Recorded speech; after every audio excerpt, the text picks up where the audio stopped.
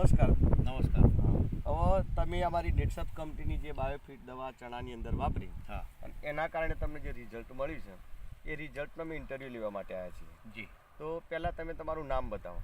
મારું નામ ધીરજભાઈ પરસોત્તમભાઈ પટેલ, ધીરજભાઈ પરસોત્તમભાઈ પટેલ, અજબપુરા, અને ગામ તમારું અજબપુરા. તાલુકો કયો લાગે? બાયડ, બાયડ, અને જિલ્લો અરવલ્લી. જિલ્લો અરવલ્લી લાગે.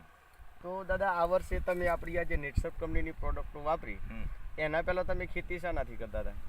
એનાથી આપણે અમે પ્રાકૃતિક ખેતી કરતા હતા. મિક્સ જીવામૃત છે, હા, ઘન જીવામૃત છે, હા, અને ફર્ટિલાઇઝર બધું અને કમ્બાઈન બધું ભેગું કરીને વાપરતા હતા. ત્યારે આ વખતે આપણે શું કર્યું, આ ખેતરની અંદર એક તો આપણે સ્ટીમ રીતનો ઉપયોગ કર્યો, હા બરાબર, એની જોડે આપણે મિક્સ બાયો પંચોણું કરેલું, બરાબર. હવે જ્યારે ચણા વાયા એ પહેલો આપણે સ્ટીમ રીતનો પટ માર્યો હતો, આ સ્ટીમ રીતનો પટ આપી દીધો, બરાબર, અને એ ચણા ઉગ્યા એ પછી આપણે શું કર્યું, આનો સ્પ્રે કર્યો, બરાબર. બીજા નંબરે જીવાત માટે આપણે કઈ દવા વાપરી? ઇન્ટેક. આ ઇન્ટેકનું રિઝલ્ટ તમને કેવું મળ્યું? ઇન્ટેકનું રિઝલ્ટ લગભગ 95% રિઝલ્ટ મળે છે. તમને 95% રિઝલ્ટ મળ્યું, એટલે કે આપણે જે ઈયળનો પ્રોબ્લેમ હતો એ ઇન્ટેક છોટવાથી નીકળી ગયો. એટલે આ દવા આપણી તમામ જીવાત પર કામ કરે છે. બધા જમીનની અંદર મૂકવા માટે આપણે કયા બેક્ટેરિયા વાપર્યા છે? આપણે એનપીકે, બરાબર ને? હા. આ નાઇટ્રોજન, ફોસ્ફરસ અને પોટાશ વાપર્યા. પછી એની જોડે બીજી કઈ બોટલ વાપરી? આપણે આ 16 પ્રકારની શેત વાપરી. અને ફૂગ માટે કઈ બોટલ વાપરી? આપણે રેપઅપ વાપરી.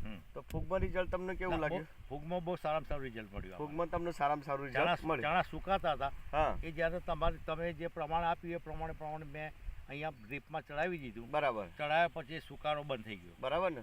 કારણ કે પહેલા તમે અમને એવો પ્રશ્ન કર્યો હતો કે રેપઅપ ની અંદર કોઈ જગ્યાએ ફંગીસાઇડ એવું લખ્યું નથી, તો ખરેખર કામ આપશે કે નહીં? પણ તમે અમારા પર વિશ્વાસ રાખી અને આ પ્રોડક્ટ વાપરી તો તમને ફૂગમાં સરસ રિઝલ્ટ મળી ગયું. આપણે જમીનમાં એ વાપરી છે અને છોડ ઉપર છંટકાવે કર્યું છે.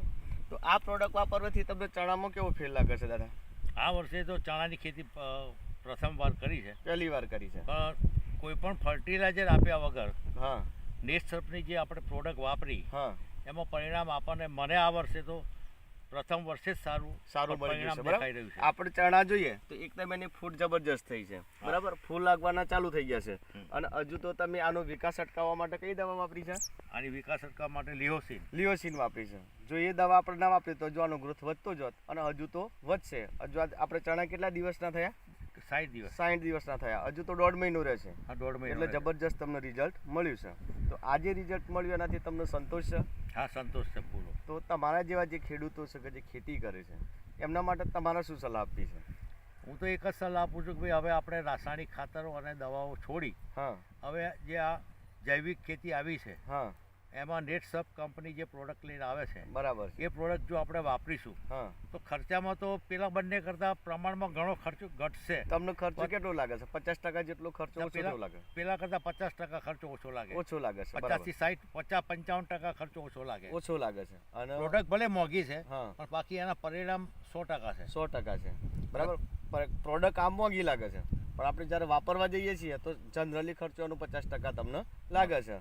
જોડે બીજું શું કેવું તમારું? બીજું કે આ જે પ્રોડક્ટ નેટસપ કંપની બનાવી છે, હા, એ જનરલી 2 વર્ષ પહેલા પણ હું વાપરતો હતો. 2 વર્ષ પહેલા તમે આ પ્રોડક્ટ મેં વાપરી હતી, પણ કંપનીની સર્વિસ આપણને જોઈ હતી, એ જે વ્યક્તિ આવતા હતા એ સર્વિસ મને આપી શકતા નહોતા. પણ તમારી સાથે પ્રોડક્ટ લીધા પછી તમે રેગ્યુલર 7 થી 8 વખત મારા સાથે કોન્ટેક્ટમાં રહ્યા 2 મહિનામાં, બરાબર. સર્વિસ પણ પૂરી મળે છે, એનું માર્ગદર્શન પણ આપણને સમય મળી રહેશે. પછી તો ખેડૂતને તો એક વખત તમે બતાવી દો, પછી બીજા વર્ષે એને જરૂર પડતી નથી. અને આ બેક્ટેરિયા હું આ વર્ષે મેં ઘઉંની ખેતી માટે પણ મેં ઘઉંની ખેતીમાં પણ વાપર્યા છે. ના, હવે હું આપવાનો છું. હજુ આપ્યા નથી? ના, ખાલી સ્ટીમ રીજ એકલી વાપરી. સ્ટીમ રીજનો પટ આપીને વાવ્યા છે, બરાબર. અને યુરિયા આપણે એક વખત આપ્યું છે. ઘઉંને નાઇટ્રોજનની પુષ્કળ જરૂર છે, અને પ્રથમવાર જ આ પ્રોડક્ટ વાપર્યું. બધા એટલા 60 વીઘામાં ઘઉંમાં સાહસ કરવું એના કરતા ધીરજ નહોતી રહી, એટલે મેં કહું આપણે ટ્રાયલ પર લઈ લઈએ. બરાબર છે. 25 વીઘામાં એનપીકે ના બેક્ટેરિયા આપણે આપશું, બરાબર. 20-25 વીઘામાં આપણે યુરિયા આપશું.